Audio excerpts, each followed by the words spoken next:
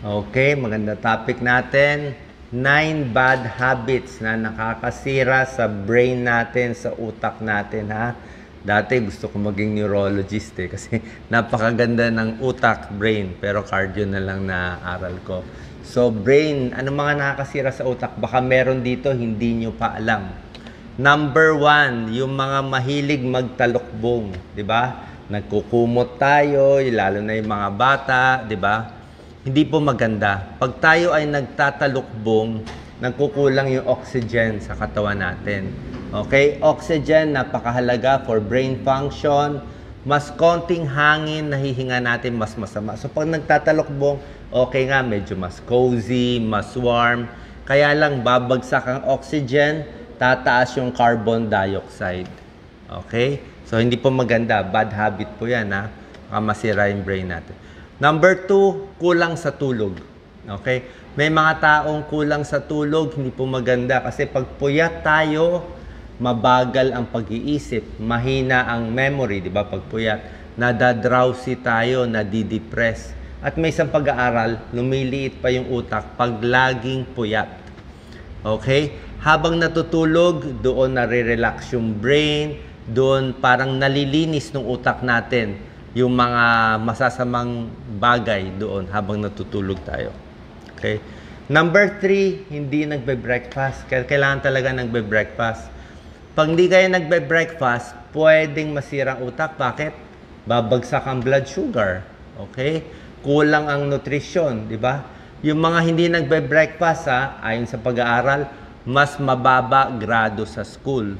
Mahina rin magtrabaho, napapagalitan kasi nga inaantok di ba? At may isang pag-aaral, may Japanese study, 80,000 subjects inaral nila. For 15 years, yung ibang grupo kumakain ng almusal. Yung isang grupo hindi kumakain ng almusal. Ayon sa result ng Japanese study, yung hindi kumakain ng almusal, mas nai-stroke at mas naha-high blood. Okay? Breakfast, very important para may energy tayo. Number 4, multitasking. Merong iba sa atin, mahilig mag-multitask. Alam niyo multitask? Yung sabay-sabay ang ginagawa. May kausap, nag-aaral, nagmi-music, nag-chat-chat. Hindi po maganda yung maraming sabay-sabay. Okay? May negative effect yon sa productivity kasi yung utak natin, hindi siya talaga sanay yung sabay-sabay Mas gusto ng utak natin, isang bagay lang muna gawin nyo, focus, tapos mamaya yung susunod, tapos yung susunod. Katulad dito, pinagsabay-sabay niya, telepono, cellphone. Pag sabay-sabay, mas hindi ka matututo, mas hindi mo maintindihan, at mas may stress ka. More stress hormones, more cortisol, mental fog, mas malabo isip at scrambled thinking. Kasi nga sinasabay-sabay mo. Lalo na yung mga kabataan. Mga kabataan ngayon, di ba, gusto multitask online. Ako, ayoko talaga. Pag may sinasabi nga si Doc Lisa sa akin, isa-isa lang, one by one. Gusto ko mabagal. I need 5 minutes focus sa isang problema para nakafocus ka. Pag na-solve mo, tapos. Hindi yung sabay-sabay, biglaan, yung kasi pag sabay-sabay gagawin mo, magagawa mo lahat, pero mababaw, mali-mali, parang knee-jerk lang Dapat focus sa isang bagay at malalim. Yun ang gusto ng utak natin. Ayaw niya yung sabay-sabay. Number 5, pag may sakit na, dapat pahinga. May iba pinipilit magtrabaho kahit may sakit, oo. Pero pag may sakit na, ano nangyayari? Reduce brain efficacy. Mabagal na mag-isip, less alert pag may sakit. Siyempre, may kalaban na infection More negatibo ang mood, mas nadidepress, mas mabagal ang isip. Pag may sakit na, poor learning, poor recall of information, dapat pahinga muna, pag gumaling na, tsaka na mag full time sa trabaho. Number 6, bad habit, mahilig sa sugar. Okay? Yung mahilig sa sugar, syempre hindi healthy ang sugar. So, pangit ang nutrisyon, di ba? Pag pangit ang nutrisyon sa utak, hindi rin maganda sa brain growth and development. At pag maraming sugar, more type 2 diabetes, more obesity, more heart disease. So, hindi po maganda. Number 7, simple lang. kulang sa tubig. Okay? Pag tayo ay dehydrated, na initan, napagod, na dehydrate, hindi na tayo makakaisip eh. Basta na dehydrate ang tao, ayan na effect of dehydration immediately. Hindi makaka-test, hindi makaka-aral, hindi makaka-decide, hindi makaka-problem solving, coordination, attention. Kailangan kompleto sa tubig. Kasi katawan natin, di ba? Pati utak natin 70 to 80% water yan. So pag kompleto tayo, hindi tayo dehydrated, mas focus, mas malinaw ang isip, mas creative.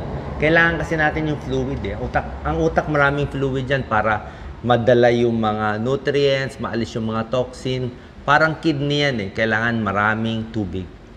Mga may migraine, masakit ang ulo, tubig din naman ang solution di ba? Nai-stress, tubig din So drink water, baka tubig lang kailangan mo, kaya hindi makaisip ng maayos. Number 8, kailangan mag-exercise. Bad habit, not exercising. Pag hindi kayo makaaral, let's say, nag-exam kayo o meron kayong project, hindi na kayo makaisip, meron kayong creative project, maglakad-lakad. Minsan, mas maganda maglakad sa mga maraming puno, maraming halaman, maraming oxygen. Kailangan mo maraming oxygen. Kasi pag naglalakad, increase heart rate, maganda circulation sa puso, maganda circulation sa kidney, maganda circulation sa utak.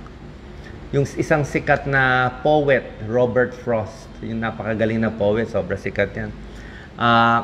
Paano siya nagsusulat? Everyday naglalakad siya 1 to 2 hours sa woods. Napakagaling. Doon niya nakukuha yung inspiration niya. Circulation, very important.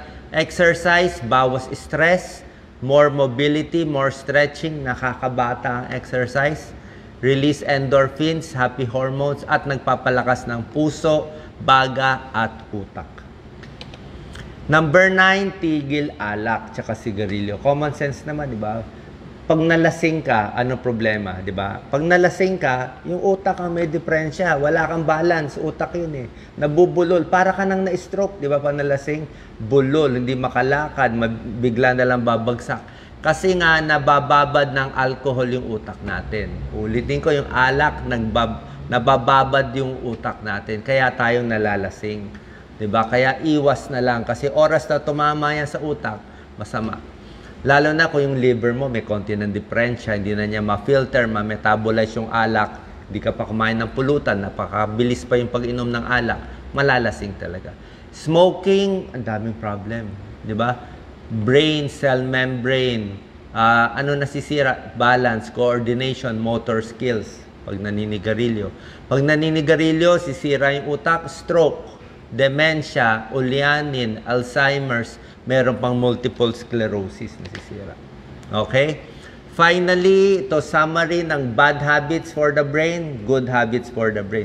Ito yung mga bad habit, sinabi ko sa inyo, kulang sa tulog, walang exercise, konting araw, maganda rin, very sugary foods, hindi maganda. Ang maganda yung exercise at bawas sugar. Maalat, hindi rin maganda, high blood, sigarilyo, alak, maganda maraming kausap. Maraming kausap, better.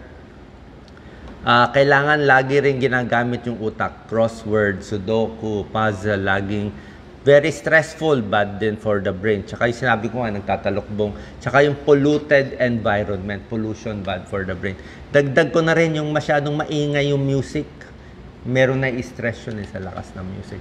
Healthy foods for the brain, nuts, gulay, di ba? Mani, pampatalino, gulay, broccoli, cauliflower, sari-sari yan. Pwede po lahat. Basta wag lang yung matataba, makolesterol na nagbabara sa ugat natin. Manage stress, ito po, bawas alcohol, regular check-up finally. Kailangan regular ang check-up natin, high blood, diabetes, cholesterol para hindi magbara sa utak. Minsan nagbibigay ang doktor ng pampalabnaw ng dugo, yung mga aspirin, clopidogrel, pampalabnaw din yan, may tulong din sa utak. Merong omega-3 fatty acids, fish oil, may tulong din. And finally, wag mababagok.